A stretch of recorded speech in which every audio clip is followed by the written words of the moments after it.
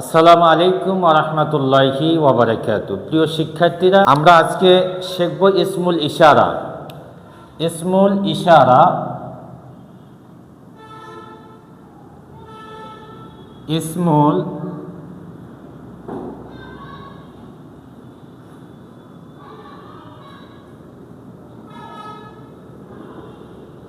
ইসমুল ইশারা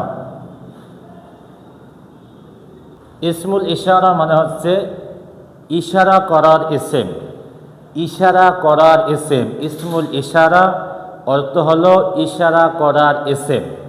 ইসমুল ইশারা কাকে বলা হয় আমরা এখন সংজ্ঞা জানব। আমরা সংজ্ঞা এভাবে লিখতে পারি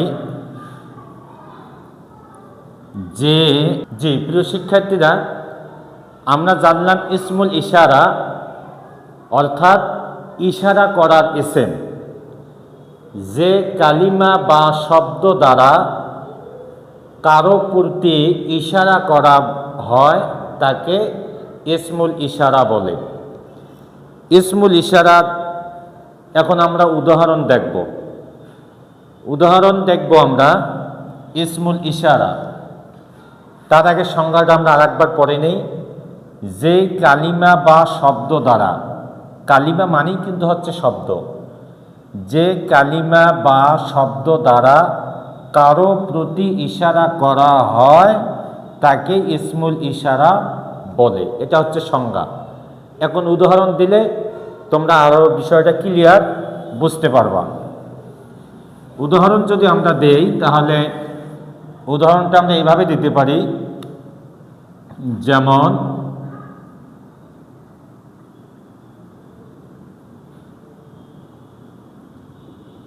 হাজা। হাজা অর্থ হচ্ছে এই বা এটা।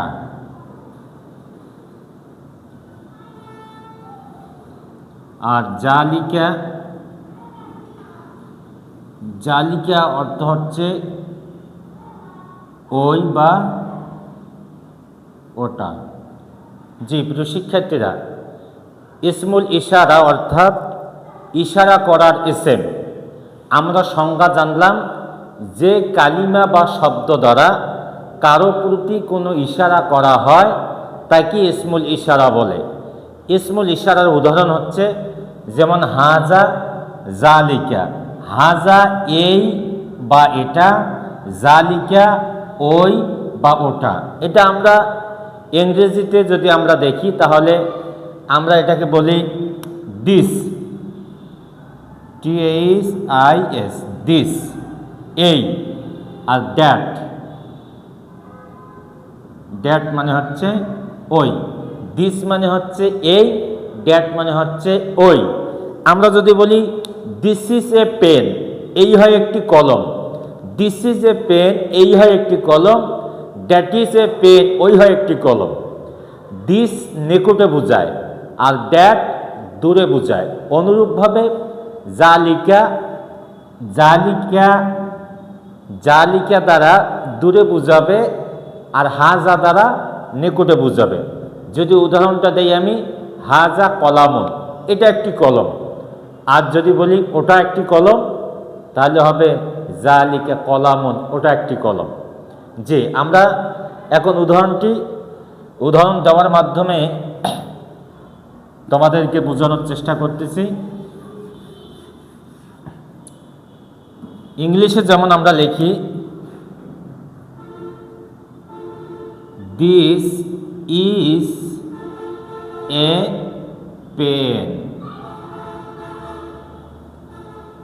আর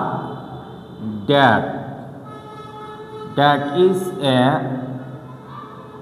fan. This is a pen, that is a pen. এই হয় একটি কলম আর ওই হয় একটি কলম। দিস দ্বারা নিকটে বোঝায় আর দ্যাট দ্বারা হচ্ছে দূরে বোঝায়। অনুরূপভাবে যদি আমরা লিখি হাজা কলামুন, হাজা কলামুন, এটা একটি কলম। আর যা লিকা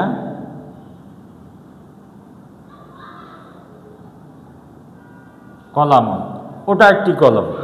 তার মানে হাজা কলামুন, এটা একটি কলম, এটা নিকটে বোঝাচ্ছে। জালিকা কলামুন, ওটা একটি কলম, ওটা দূরে বোঝাচ্ছে। জালিকা ড্যাটের ভূমিকায়, আর হাজা দিসের ভূমিকায়।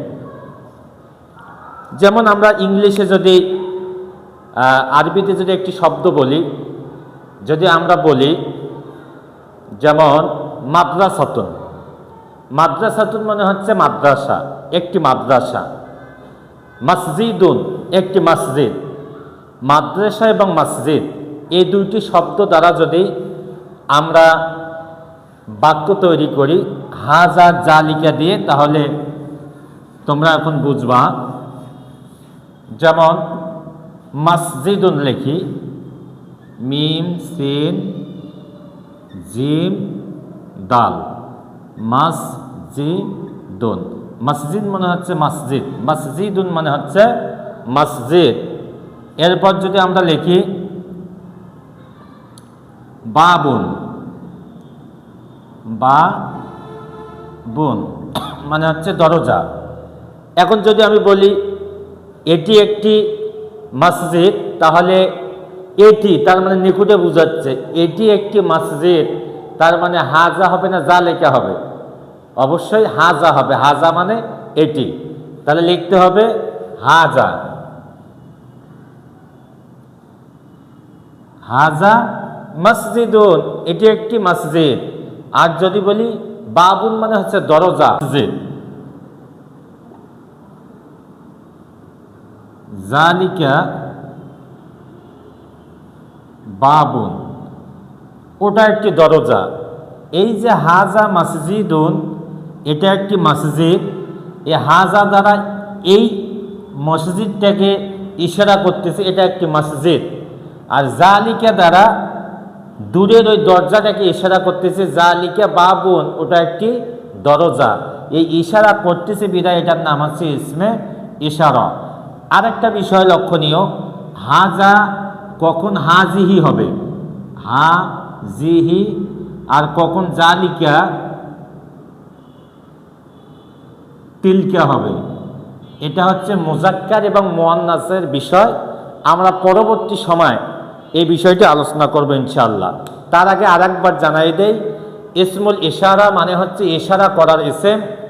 এটার সংজ্ঞা হচ্ছে যে কালিমা বা শব্দ দ্বারা কারো প্রতি ইশারা করা হয় তাকে ইসমুল ইশারা বলে। ইসমুল ইশারার আমরা উদাহরণ দিয়েছি হাজা এবং জালিকা।